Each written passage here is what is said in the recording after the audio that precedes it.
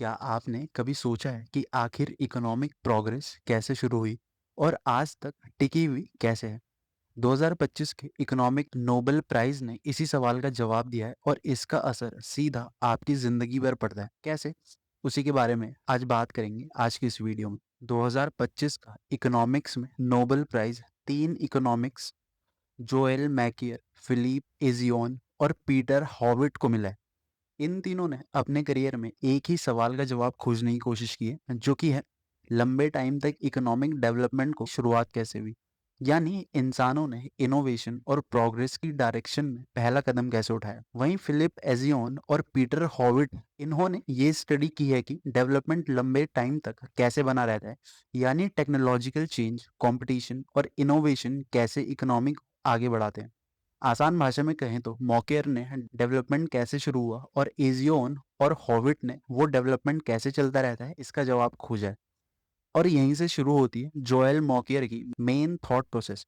और वो बताते हैं कि असली इकोनॉमिक डेवलपमेंट तब शुरू हुआ जब साइंटिफिक सोच और प्रैक्टिकल स्किल्स ने एक दूसरे का साथ देना शुरू किया। जोएल मॉकेयर का कहना है कि मॉडर्न इकोनॉमिक डेवलपमेंट तब शुरू हुआ जब साइंटिफिक अंडरस्टैंडिंग, क्यों, वाई, और प्रैक्टिकल नॉलेज, कैसे, हाउ, दोनों ने एक दूसरे को स्ट्रॉन्ग करना शुरू किया।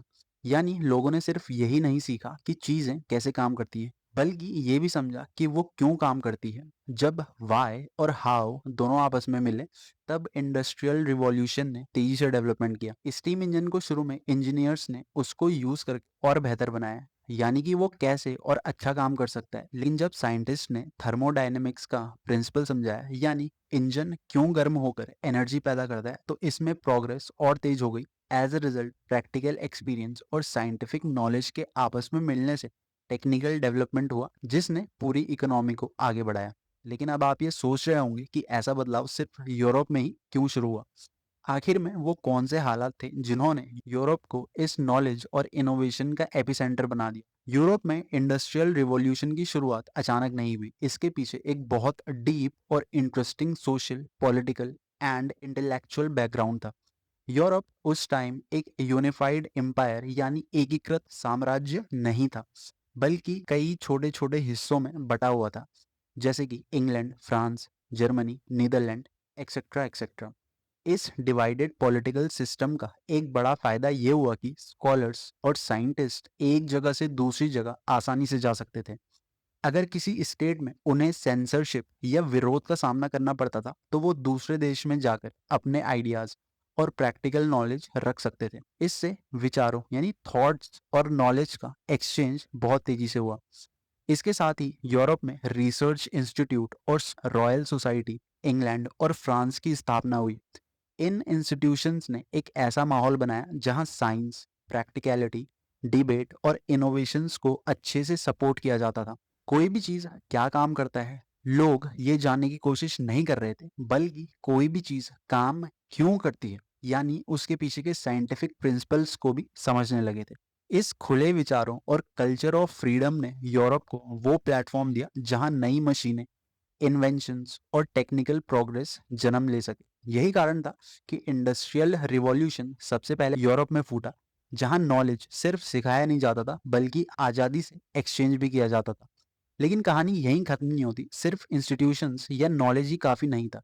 ज़रूरी था ऐसा कल्चर जो नए विचारों को अपनाने और पुराने ढांचों को चैलेंज देने की हिम्मत रखता हो। यहीं से ओपननेस और चेंज की शुरुआत हुई। मॉकियर ये बताते हैं कि सिर्फ इंस्टीट्यूशंस ही किसी देश की तरक्की के लिए पर्याप्त नहीं होते। असली डेवलपमेंट तब होता है जब सोसाइटी नए इनोवेशंस को अपनाने के लिए तैयार हो। किसी भी नए इन्वेंशन या इनोवेशन से पुरानी हायरार्कीज को चैलेंज किया जा सकता है। यानी जिन लोगों के पास पहले से ताकत या फायदा है, उन्हें नुकसान हो सकता है। लेकिन अगर सोसाइटी बदलाव से डरती है, तो वो खुद अपनी प्रोग्रेस को रोक देती है। लेकिन अगर वही सोसाइटी खुली और फ्लेक्सिबल है, यानी नए आइडियाज को सुनने, प्रैक्टिकलिटी करने और गलतियों से सीखने के लिए तैयार है, तभी असली इकोनॉमिक और सोसाइटिकल डेवलपमेंट पॉसिबल है। यूरोप में इंडस्ट्रियल रिवॉल्यूशन इसलिए सक्सेस हुआ क्योंकि वहाँ की सोसाइटी ने साइंटिफिक थिंकिंग, नए इन्वेंशंस और कमर्शियल फ्रीडम को अपनाया, जबकि बहुत सारी जगहों पर जहां वहां की जनता ने अपनी पुरानी ट्रेडिशनल थिंकिंग से चिपकी रही और नए आइडियाज को खतरा मानती रही, वहां डेवलपमेंट स्लो डाउन रह गया। जब समाज खुला और नए आइडियाज को अपनाने वाला बन जाता है, तो अगला सवाल सिर्फ इनोवेशन को स्वीकार करने का नहीं रहता, बल्कि इनोवेशन को लगातार आगे बढ़ाने का होता है। क्रिएटिव डिस्ट्रक्शन के आइडिया पर आगे बढ़ते हुए एगोइन और हॉविट ने बताया कि इनोवेशन और कंपटीशन एक दूसरे को बढ़ावा देते हैं। कंपनियां नए और बेहतर प्रोडक्ट या टेक्नोलॉजी लाने के लिए रिस्की रिसर्च और डेवलपमेंट में इन्वेस्टमेंट करती है, ताकि वो अपने कॉन्टेम्प्रेरी से आगे निकल सके। लेकिन जैसे ही कोई कंपनी नई खोज में सफल होती है, इसीलिए नई कंपनियां भी उस सफलता को चैलेंज देने के लिए तैयार हो जाती हैं। यानी ये एक लगातार चलते रहने वाला इनोवेशन साइकिल है, जो इकोनॉमी में लंबे टाइम तक सस्टेनेबल ग्रोथ बनाए रखता है। आज के टाइम में इलेक्ट्रिकल व्हीकल्स, आर्टिफिशियल इंटेलिजेंस और सोलर एनर्जी जैसी नई टेक्नोलॉजी पुरानी इंडस्ट्रीज जैसे petrol, diesel car, traditional manufacturing और कोल एनर्जी को धीरे धीरे रिप्लेस कर रही है। जो कंपनियां टाइम पर इन नई टेक्नोलॉजीज को अपनाती हैं, वे आगे बढ़ती हैं, और जो नहीं अपनाती, वे पीछे छूट जाती हैं। यही है क्रिएटिव डिस्ट्रक्शन का असली रूप, जहां पुरानी चीज हटा दी जाती है या कट ऑफ कर दी जाती है ताकि नई टेक्नोलॉजी आ सके। इस लगातार चलने वाली इनोवेशन साइकिल से हमें यह समझ में आता है कि हर इनोवेशन तब ही फलता फूलता है जब उसके आसपास अच्छे लेवल के कंपटीशन मौजूद हो। Innovation and competition balance. इस रिसर्च में पाया गया कि इनोवेशन और कंपटीशन के बीच एक उल्टा यू शेप का रिश्ता है। इन्वर्टेड यू शेप कर्व होता है। इसका मतलब है कि अगर कंपटीशन बहुत कम है, तो कुछ कंपनियां मोनोपोली बना लेती और नई इनोवेशन को रोक देती हैं, क्योंकि उन्हें कोई टक्कर देने वाला नहीं होता। लेकिन अगर कंपटीशन बहुत ज़्यादा हो जाए, तो कंपनियां रिस्की इन्वेस्टमेंट या नए इन्वेंशंस में पैसा लगाने से डरती हैं, क्योंकि प्रॉफिट की गारंटी नहीं होती। इसीलिए स्वीट स्पॉट बीच में होता है, जहां कंपनियां एक दूसरे से मुकाबला करती हैं, जिससे वे इनोवेट करने के लिए इंस्पायर होती हैं और साथ ही सक्सेस मिलने पर रिवॉर्डेड भी होती हैं। टेक इंडस्ट्री में अगर बहुत कम कंपनियां हो, जैसे एक ही बड़ी कंपनी हो, तो नई टेक्नोलॉजी आने की स्पीड भी धीमी हो जाती है। पर अगर बहुत सारी छोटी कंपनियां हो और प्रॉफिट की गुंजाइश कम हो, तो वे रिसर्च पर खर्च नहीं करती। इसीलिए गूगल, माइक्रोसॉफ्ट या एप्पल जैसी कंपनियों के बीच का कंपटीशन एक मिड लेवल कंपटीशन बनता है, जो इनोवेशन को बढ़ावा देता है। लेकिन बात सिर्फ कंपनियों के कंपटीशन तक सीमित नहीं है। यही बैलेंस गवर्नमेंट की पॉलिसीज में भी दिखना चाहिए। गवर्नमेंट को हमेशा एक बैलेंस बनाए रखना चाहिए, न तो कंपटीशन में जरूरत से ज्यादा कंट्रोल करे और ना ही उसे पूरी तरह खुला छोड़ दे। कंपटीशन को बैलेंस्ड तरीके से कंट्रोल करे, ताकि मार्केट में इनोवेशन कंटिन्यू रहे, लेकिन मोनोपोली न बन सके। इसका दूसरा सबक है, सरकार को काम करने वालों की सेफ्टी करनी चाहिए, न कि किसी एक स्पेशल नौकरी की।